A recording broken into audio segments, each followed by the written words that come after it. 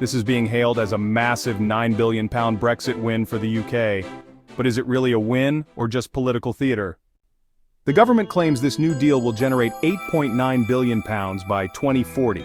That sounds impressive until you compare it to the UK's entire economy, which stands at over £4.1 trillion. That means this big win equals just 0.2% of GDP.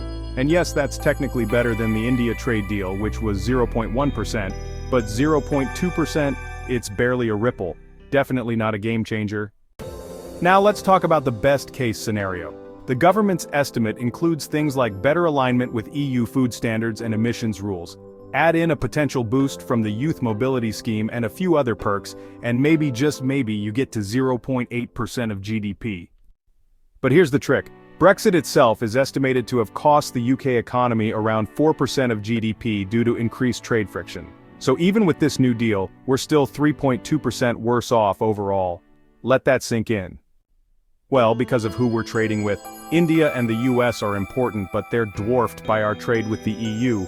That's why improving access to the EU could, in theory, bring more economic benefits simply because the baseline trade is much larger. Now let's zoom into specific sectors. Take immigration. Before Brexit, more people came from the EU than from elsewhere. Post-Brexit, that flipped. EU immigration dropped, non-EU immigration surged, mostly students. This deal attempts to nudge that balance back. Then there's fishing, always a lightning rod in Brexit debates. Quotas for EU fishers in UK waters have been decreasing. Now the plan is to freeze those quotas for 12 years. Supporters say it offers stability.